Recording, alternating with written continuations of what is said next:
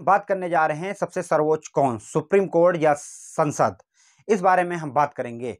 तमाम लोगों का यह सवाल आजकल बना हुआ है क्योंकि लगातार जवाबों का, आरोपों का आरोप प्रत्यारोप चल रहा है। उपराष्ट्रपति जगदीप धनखड़ के द्वारा भी कुछ ऐसे बयान दिए गए हैं जो सोशल मीडिया पर वायरल हैं और तमाम लोग ये जानना चाहते हैं कि सुप्रीम कोर्ट सर्वोच्च है जो न्यायपालिका है या सांसद। इस बारे में आज हम बात करेंगे और सारी बातें क्लियर कर देंगे कि आखिर कौन बड़ा और कौन छोटा है। अगर अभी तक आपने हमारे चैनल को सब्सक्राइब नहीं किया है तो लाइक एंड सब्सक्राइब जरूर कर दें और वीडियो के अंत तक जरूर बने रहें। भारतीय लोकतांत्रिक व्यवस्था में संविधान सर्वोपरि है। इसी के साथ संविधान ने देश चलाने के लिए शासन को 3 भागों में विभाजित किया है। सबसे पहले विधायिका जिसको संसद कहते हैं, उसके बाद कार्यपालिका जिसको सरकार कहते हैं, उसके बाद न्यायपालिका जो सर्वोच्च न्यायालय होता है उसको कहते हैं। लेकिन इसको लेकर सर्वोच्चता की लड़ाई हमेशा लगी रहती है कि आखिर सुप्रीम कोर्ट बड़ा है या संसद बड़ा है। तमाम लोग ऐसा है, जब आप कोई न्यूज़ देखते होंगे तो आप भी इस चीज़ में कंफ्यूज होते होंगे कि संसद जो है बिल पास कर देता है तो सुप्रीम कोर्ट उसको रद्द कर सकता है कि नहीं, हटा सकता है कि नहीं। ऐसे 3-4 फैसले भी आपने देखे होंगे। आपके दिमाग में भी ये सवाल उठा होगा कि सांसद आखिर बड़ा, जो संसद बड़ा है या सुप्रीम कोर्ट बड़ा है। पहला सवाल आपके मन में ये होगा कि अगर संसद किसी बिल को पारित करता है तो क्या सुप्रीम कोर्ट उसको रोक सकता है या नहीं।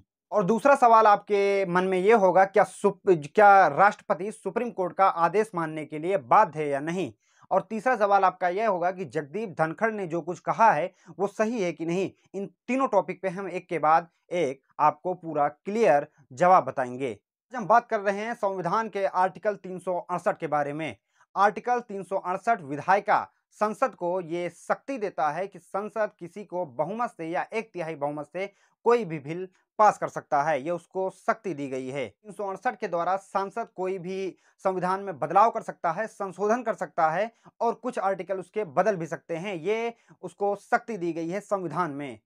लेकिन अब तमाम लोगों का ये सवाल है कि संसद अगर कानून में बदलाव कर सकता है, बदल सकता है, तो सुप्रीम कोर्ट हस्तक्षेप करता है, ये क्यों करता है। इस बातों को लेकर भी तमाम लोगों के मन में एक सवाल बना हुआ है। लेकिन एक बात आपको बताते चले कि भारतीय संविधान ने संसद को बदलाव का अधिकार तो दिया है, लेकिन उसके जो अधिकार हैं उनको सीमित कर दिया है। ऐसा नहीं है कि संसद में अगर आपके बहुत ज्यादा विधायक हो गए, सांसद हो गए, आप कोई भी कानून पास कर सकते हैं। उनके अधिकारों को सीमित करके दिया हुआ है।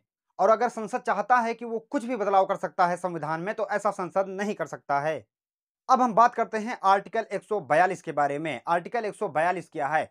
आर्टिकल 142 वही एक ताकत है सुप्रीम कोर्ट को, जो सुप्रीम कोर्ट को यह अधिकार देता है कि कोई कानून संविधान के दायरे में सही है या नहीं, या वहां की जनता के लिए सही है कि नहीं। ऐसा तो नहीं है वो कानून किसी धर्म विशेष के अधिकारों को छीनने के लिए बनाया जा रहा हो, क्योंकि कई ऐसे देश है जहां पे माइनॉरिटी भी रहते हैं, मेजोरिटी भी रहते हैं और ज्यादा वोट बैंक एक तरफ का होता है, तो धर्म की राजनीति होने लगती है, जिससे सरकार को ये ऐसा भी विधेयक पास कर सकते हैं जिससे कि जो माइनॉरिटी हैं उनके लिए मुसीबत बन जाए।